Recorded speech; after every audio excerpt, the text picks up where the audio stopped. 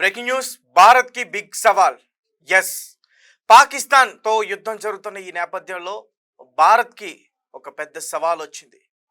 ఈ రోజు వరకు కూడా ఆపరేషన్ సింధూర్ నడుస్తూనే ఉంది. ఉగ్రవాద స్థావరాలను, ఉగ్రవాద సంస్థలన్నింటిని కూడా మనం వాటిపైన దాడి చేస్తున్నాం.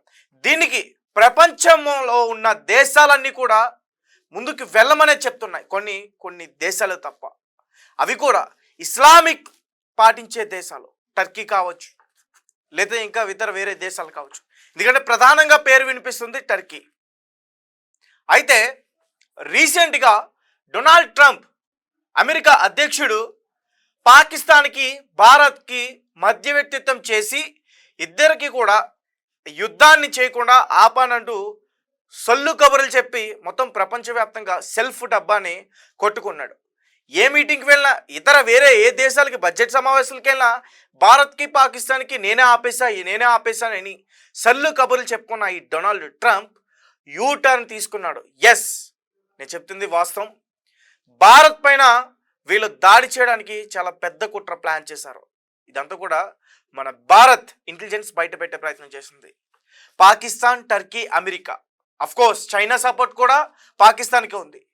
మరి వీళ్ళ ప్లానింగ్ ఏంటి?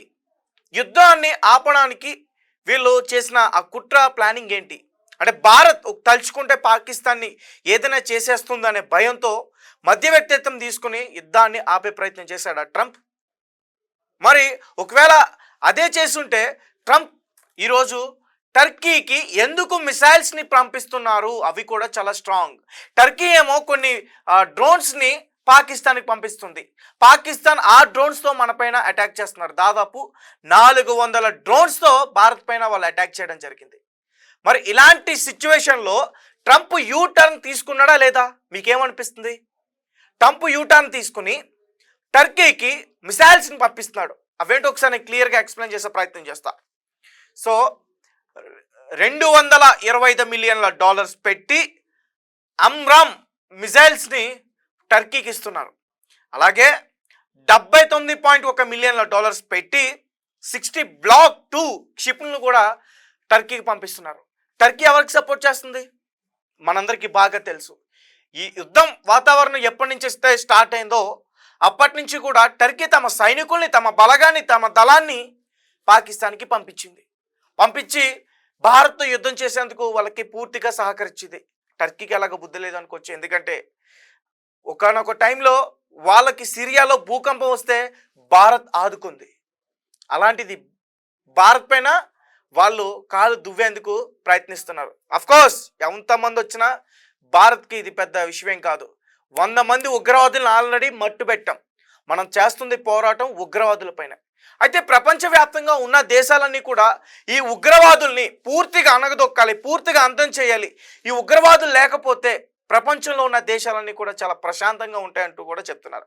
కానీ కొన్ని దేశాలు మాత్రం, ఇప్పుడు నేను చెప్తున్నాను కదా, అమెరికా, అలాగే టర్కీ, చైనా, ఈ పాకిస్తాన్, ఇలాంటి దేశాలు వీళ్ళ రాజకీయాల కోసం, వీళ్ళ పాలిటిక్స్ కోసం, వీళ్ళ పదవిలు కాపాడుకోవడం కోసం ఈ ఉగ్రవాదుల్ని పెంచి పోషిస్తున్నారు.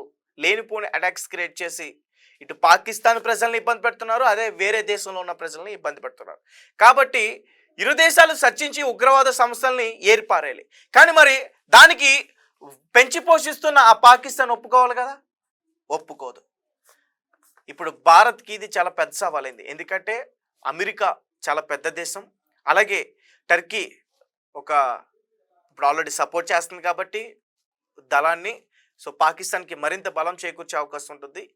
అఫ్కోర్స్ పాకిస్తాన్కి ఇండైరెక్ట్గా ట్రంప్ సపోర్ట్ చేస్తున్నాడు. ఇది అందరికీ తెలిసిందే. రీసెంట్గా పాకిస్తాన్లో కిరాణా హిల్స్ దగ్గర ఉన్న ఈ అణు ఆయుధాలని ఒకటి బ్లాస్ట్ అయిందంటూ కూడా ఒక వార్త వచ్చింది. వెంటనే అమెరికా నుండి ఈ న్యూక్లియర్ సైంటిస్టులు వెంటనే అక్కడికి చేరుకుని అక్కడ రేడియేషన్ లీక్ అవుతుందా లేదని చెప్పి టెస్టులు చేశారు. ఓకే, అక్కడికి వెళ్ళారు, హుటాహుటిన వెళ్ళారు.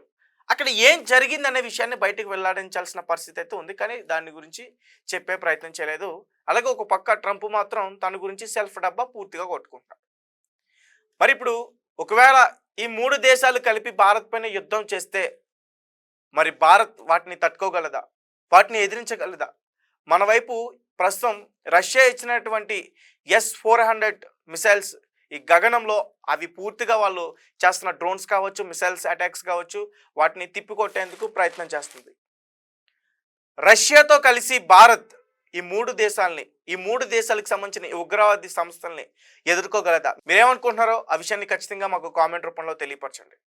అయితే ఒకసారి పూర్తిగా నేను మరింత సమాచారం అందించేందుకు ప్రయత్నిస్తాను. ముఖ్యంగా ప్రస్తుతం అయితే మన దగ్గర S-400 ఈ మిసైల్స్ అయితే ఉన్నాయి. ఇంకా రష్యా దగ్గర నుంచి ఇంకా కొంచెం అడ్వాన్స్డ్గా ఉన్న S-500 ఇవి దాదాపు 200 కిలోమీటర్లో ఉన్న టార్గెట్ను కూడా ఛేదించి వాటిని పడగొట్టేందుకు ప్రయత్నిస్తుంది. సో వాటి గురించి కూడా ఒకసారి మాట్లాడుకునే ప్రయత్నం చేద్దాం. అలాగే భారత్కి ఇంకా సవాళ్ళు ఏమున్నాయనే దాని గురించి కూడా ఒకసారి మాట్లాడదాం. పహల్గాం ఉగ్రదాడి తర్వాత ప్రపంచంలో పరిస్థితులు చాలా మారిపోయాయి. అప్పటి వరకు వాణిజ్యంపై టూరిస్టులు విధించుకుంటూ ఒకరిపై ఒకరు నిందించుకుంటూ ఉన్న దేశాలు ఉగ్రదాడి తర్వాత మారిన పరిణామాల నేపథ్యంలో అసలు రంగును బయటపెడుతున్నాయి. మొదట్లో ఉగ్రమూకల అరాచకాన్ని ఖండించిన దేశాలు ఇప్పుడు ఆ ఉగ్రవాదిని పెంచి పోషిస్తున్న దేశాలకు ఒత్తాసు పలుకుతున్నాయి. ఈ క్రమంలో భారత్ ఎలర్ట్ అయింది. ఇప్పుడు భారత్ మాత్రమే ఉగ్రవాదంపై పోరాటం చేస్తుందన్న విషయం ప్రపంచానికి అర్థమైంది. అమెరికా లాంటి శక్తివంతమైన దేశం కూడా పాకిస్తాన్కు సపోర్ట్ ఇస్తున్న నేపథ్యంలో భారత్ ముందున్న సవాల్ ఏంటి? భారత్ చిరకాల ఫ్రెండ్ రష్యాతో కలిసి ఈ ఉగ్రవాదాన్ని ఎదుర్కోగలదా? పహల్గాం ఉగ్రదాడి ప్రతీకారంతో భాగంగా భారత్ ఆపరేషన్ సింధూర్ చేపట్టిన విషయం అందరికీ తెలిసిందే. పాక్ ఆక్రమిత కాశ్మీర్లోని 9 కీలక ఉగ్రవాద స్థావరాలపై భారత్ దాడులు చేసింది. ఆ స్థావరాలను ధ్వంసం చేసింది. ఈ దాడుల్లో దాదాపు 100 మంది ఉగ్రవాదులు మృతి చెందినట్టు భారత రక్షణ శాఖ పేర్కొంది. ఆపరేషన్ సింధూర్లో భాగంగా జైష్ మహమ్మద్ కీలక ఉగ్రవాది most wanted terrorist Rauf Azhar హతమయ్యాడు. రఫూఫ్ అజహర్ 1999లో భారత విమానాన్ని హైజాక్ చేసిన విషయం అందరికీ తెలిసిందే. అయితే భారత్ చేపట్టిన ఆపరేషన్కు ప్రతీకగా పాకిస్తాన్ ఆర్మీ భారత్పై దాడులు చేసింది.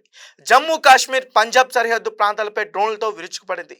అయితే వీటిని భారత్ సమర్థవంతంగా తిప్పికొట్టింది. భారత్కు రష్యా ఇచ్చిన S-400 ఎయిర్ డిఫెన్స్ వ్యవస్థతో పాక్ డ్రోన్లను భారత్ నెలకొల్చింది.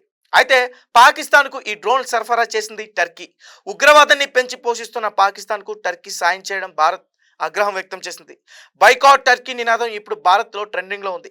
టర్కీకి పలు వాణిజ్య సేవలను నిలిపివేస్తున్నట్లు భారత్ ప్రకటించింది. త్వరలోనే మరిన్ని కఠిన నిర్ణయాలు తీసుకునే యోచనలో భారత్ ఉంది. ఇప్పుడు పాకిస్తాన్, టర్కీలో ఒకటైన నేపథ్యంలో వాటికి తోడుగా అమెరికా రావడం ఆందోళన కలిగించిన విషయం. పైగా ట్రంప్ ఉగ్రవాదంపై వ్యతిరేకత చూపిస్తున్న భారత్కు మాత్రం వెన్నుపోటు పొడిచినట్లు అనిపిస్తుంది. భారత్, పాకిస్తాన్ దేశాల మధ్య కాల్పుల విరమణ అవగాహన తండ్రి ఎంట్రీతోనే సాధ్యం అయిందని ట్రంప్ చెప్పుకుంటున్నారు. తన దృష్టిలో ఇరు దేశాలు ఒకటేనని అన్నారు. ఇరు దేశాల అధినేతలతో తనకు సత్సంబంధాలు ఉన్నట్లు పేర్కొన్నారు. అంతేగాక భారత్ పైన తన వైఖరిని మరోసారి ప్రదర్శించారు. యాపిల్ సంస్థ CEO టీమ్ కుక్ను భారత్లో పెట్టుబడులు పెట్టకుండా ఆటు పెట్టడం, దీంతో ట్రంప్ వైఖరిపై విమర్శలు వెల్లువెత్తుతున్నాయి. అయితే తాజాగా అమెరికా టర్కీకి భారీ సాయం చేసింది. $225 మిలియన్ విలువైన ఆమ్రామ్ మిసైల్ను టర్కీకి ఇచ్చేందుకు అమెరికా సిద్ధమైంది. అంతేగాక $79 మిలియన్ 60 బ్లాక్ 2 షిప్లను కూడా టర్కీకి అందించనుంది. అమెరికా ఇదే క్రమంలో పాకిస్తాన్కి అన్ని వైపులా టర్కీ అండగా నిలుస్తుంది. ఇప్పటికే పాక్కు మద్దతుగా పెద్ద ఎత్తున డ్రోన్లు సరఫరా చేసింది టర్కీ. ఆయుధాలతో పాటు ఆర్మీని కూడా పంపింది. ఇప్పుడు అమెరికా ఇచ్చే ఆయుధాలను కూడా సరఫరా చేసే ఆలోచన ఉన్నట్టు తెలుస్తుంది. దీంతో 3 దేశాలు ఒక్కటే అని చెప్పవచ్చు. ఇక పాకిస్తాన్కి కూడా చైనా అండ ఎలాగో ఉంది. ఈ క్రమంలో భారత్ ఎలర్ట్ అయింది. రక్షణ శాఖ బడ్జెట్ను 50,000 కోట్లకు పెంపునకు కేంద్రం సన్నాహాలు చేస్తుంది. ఈ ఏడాది రక్షణ శాఖ కేటాయింపులు 6,81 కోట్లు కాగా తాజాగా పెంపునకు పార్లమెంట్ వింటర్ సమావేశంలో ఆమోదం లభించే అవకాశాలున్నాయి. దాంతో డిఫెన్స్కు కేటాయించిన 7 లక్షల కోట్ల మార్కును దాటనున్నట్లు సమాచారం. ఇక భారత్ చిరకాల మిత్రుడు రష్యాతో మరొక బిగ్ డీల్ చేసుకున్నట్లు సమాచారం. పాక్ దాడులను తిప్పికొట్టిన S-400 కంటే శక్తివంతమైనవి S-500 గగనతల రక్షణ వ్యవస్థను రష్యా నుంచి భారత్ కొనుగోలు చేయాలని భావిస్తుంది. ఈ మేరకు S-400కు మించిన సామర్థ్యం కలిగిన S-500 క్షిపణిని రష్యా భారత్కు ఆఫర్ చేసినట్టు తెలుస్తుంది. దేశీయంగా వీటిని తయారు చేద్దామని ఇరు దేశాలు అభిప్రాయానికి వచ్చినట్లు సమాచారం. S-400 కంటే ఎక్కువ సామర్థ్యంతో S-500ను రూపొందించింది Russia. Fighter jets, cruise missiles, hypersonic missiles, శత్రుదేశ నిఘా శాటిలైట్స్ను కూడా S-500 వ్యవస్థ చిత్తు చేయగలదు. భూ ఉపరితలం నుంచి 200 కిలోమీటర్ల పైన ఉన్న టార్గెట్స్ను నాశనం చేయగల సామర్థ్యం ఉంది.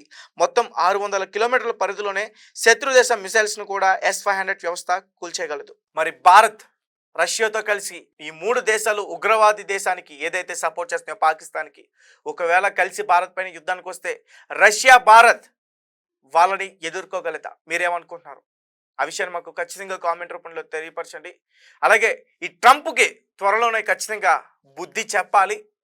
ప్రతి ఒక్క ఇండియన్ కూడా దీన్ని ఆలోచించాలి. ఎందుకంటే రీసెంట్గా అక్కడ జరిగిన ఎలక్షన్స్లో అతను అధ్యక్ష పదవికి అతను ప్రమాణం స్వీకారం చేశాడంటే ఖచ్చితంగా కొంతమంది ఇండియన్స్ కూడా అతనికి సపోర్ట్ చేయడం బట్టే. కానీ అతనికి కనీసం బుద్ధి జ్ఞానం ఏమీ లేకుండా ఈ ట్రంప్ ఈ రకంగా ఇండియా పైన కక్ష సాధింపుకు చర్యలకు పాల్పడుతున్నాడంటే ఇది చాలా చాలా ఘోరం అని చెప్పుకోవాలి. సో ట్రంప్కి త్వరలోనే బుద్ధి చెప్తుంది మన భారత్ సైన్యం. భారత్ అంటే ఏంటో చూపిస్తుంది. జై హింద్, జై భారత్.